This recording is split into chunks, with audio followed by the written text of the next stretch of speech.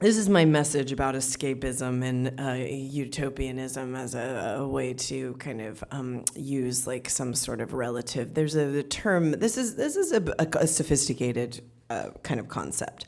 There's a term that is used, that Chogyam Trungpa Rinpoche used, called relative symbolism, which is basically you don't have enough energy or enough clarity or enough kind of capacity to relate to life as it is, so you have to create relativity and relate to the relativity. So you're constantly like, oh, you remind me of someone. Like you can't relate to the person themselves. So you're constantly trying to find something that's relative that you can relate to so that you don't actually have to have enough energy and strength and courage to relate to it in a direct way. And it's happening constantly. And then we wonder why our relationships are boring.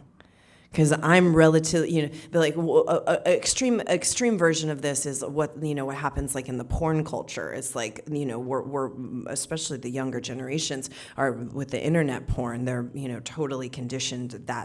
So when you're actually having sex, you're not having sex. It's a total relative symbolism we call it relative sex symbolism to what sex actually is, but that's an extreme version of it. There's all sorts of other versions of it happening constantly. So my opinion about, like, if we took all of the resources and time and energy and art that were put into these kind of like this type of thing where you go away and you create a utopian society for a week, if we took that and we took all of the money and all of the energy and all of the art and all of the creativity and we did that in our neighborhoods and in our communities 365 days a year, there would be, you know how much money is spent on Burning Man?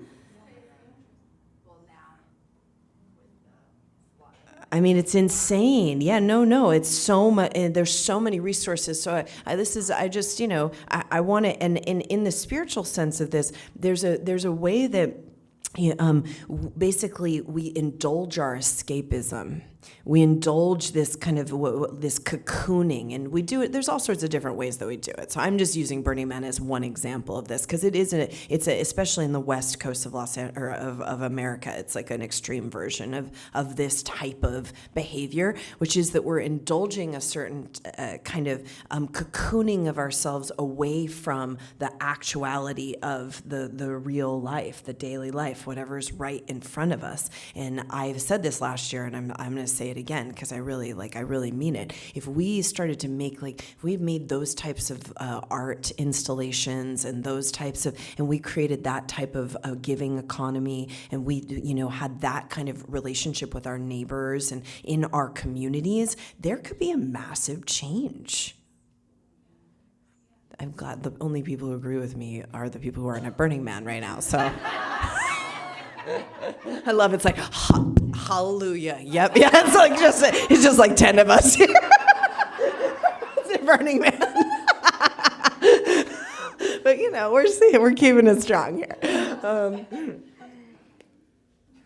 So I'd like to work a little bit with that today because there's ways that this is happening in your life just, in general, that you're relating to some relativity rather than an actuality. And there's ways that you could right now in your life, this breath, this moment, this morning, you could totally kind of start to rework your nervous system so you can actually, in a courageous and open way, relate to directly what is called direct symbolism, which is what is right in front of you. Which, just so you know, it's still symbolic because we are meaning makers. So the way that the mind works is that it's constantly making meaning. So just, I don't want anybody to feel like we're taking any of your fun away. My poets in here, you can still be symbolic, don't worry.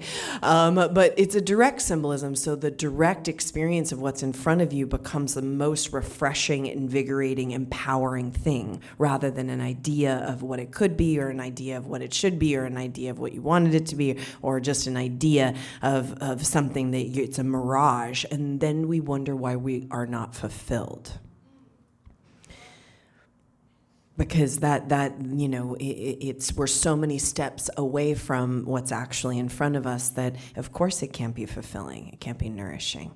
So I like to work a little bit this morning, and we're going to work on the arc line frequency. So in Kundalini Yoga you have 10 bodies. One of the bodies is the sixth body, that's called the arc body. For women we have one here, we have one here, so we have two. For masters like my teacher Yogi Bhajan, he also had one at his feet, and that's why we have his feet up here somewhere. Is that picture of his feet? So that there's an arc line between the feet of masters, and that's why you also bow. Although Yogi Bhajan was totally not into that. He was like, whoa, whoa, whoa, just everybody get up. But that's he would, what he was into was people giving him foot massages. That's how you can bow at his feet. But so I want to work with the arc line frequency, because this is the way I describe it. The arc line, if you're thinking of the aura as the light, the bulb of the light, the arc line is the filament. And the bulb is somewhat set. You can expand the aura and you can grow it in certain ways, but moreover, you can increase the wattage of the arc line, and you can clear what is in the way, some of the dust on the arc line that is keeping the radiance from really shining. Those are real palpable things that you can do. I was looking at a picture of myself, just to make sure this stuff is working. Yesterday I was looking at a picture of myself somebody posted, who's known me for a long, long time, at like 22, and I look so much better now. It's kind of crazy. So much better. A little chubbier, but but a lot better. I was like, whoa.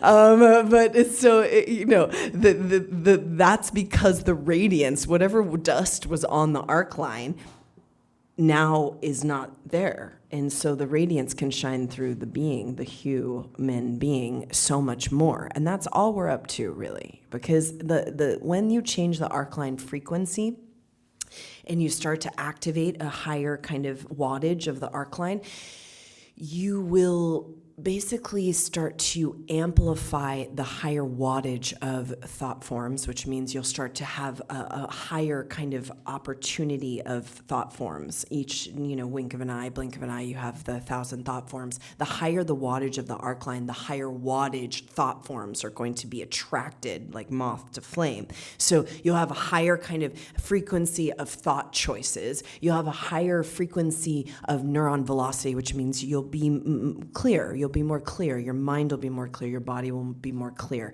The radiance will be able to shine deeper. And then there's reasons, there's all sorts of things that kind of get lodged in the arc line. And these things are brought, they come through the incarnations. And that's why the technology of Kundalini Yoga is a hacker's technology, because we have the technology, and we're going to do a meditation today, which I highly recommend. I made all the women do it last year at the beginning of Immense Grace. We'll do it today, and I'd like, if you're looking for something to pick up right now, just do this meditation. Everybody should do this meditation. It totally hacks into this kind of arc line frequency, and whatever's in there that has been either through the samsaric, the samskaras, the cycles of the kind of karmic cycles through the incarnations, or the Akashic records, or the things, everything you've ever said and done is written on the arc line.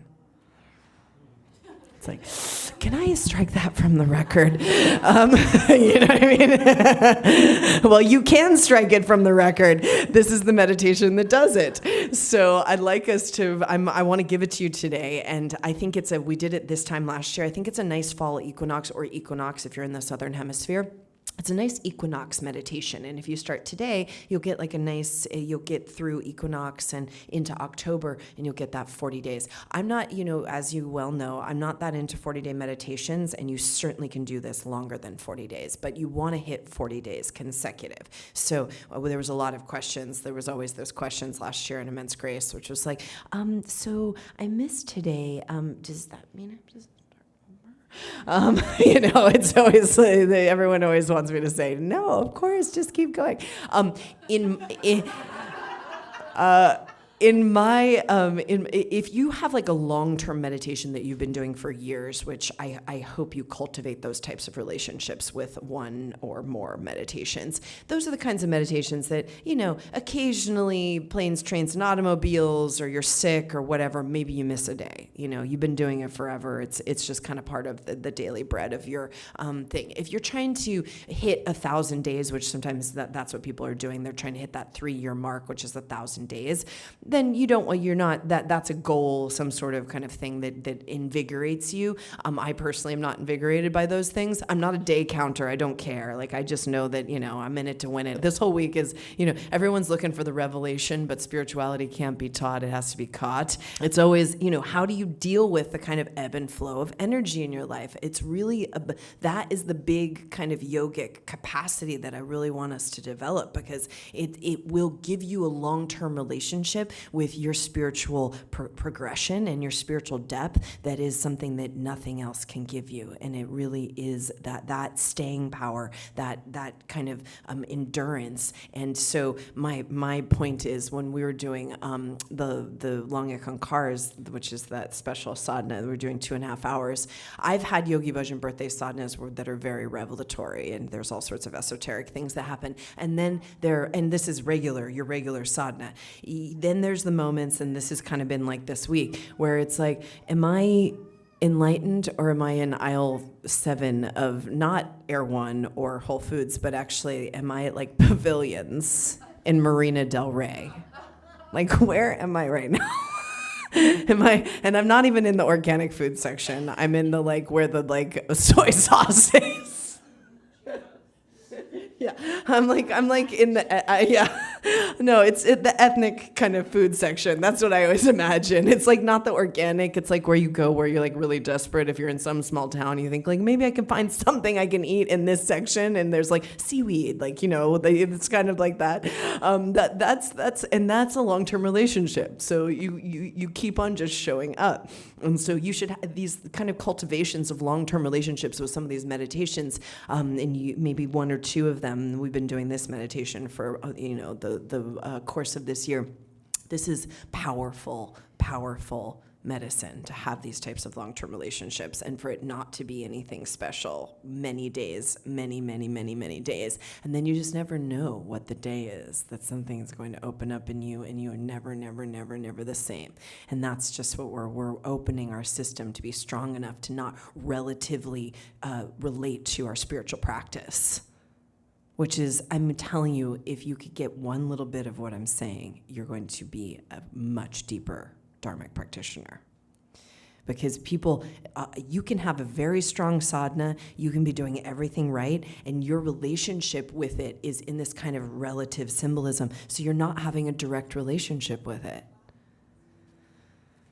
Scary? Should be a little bit.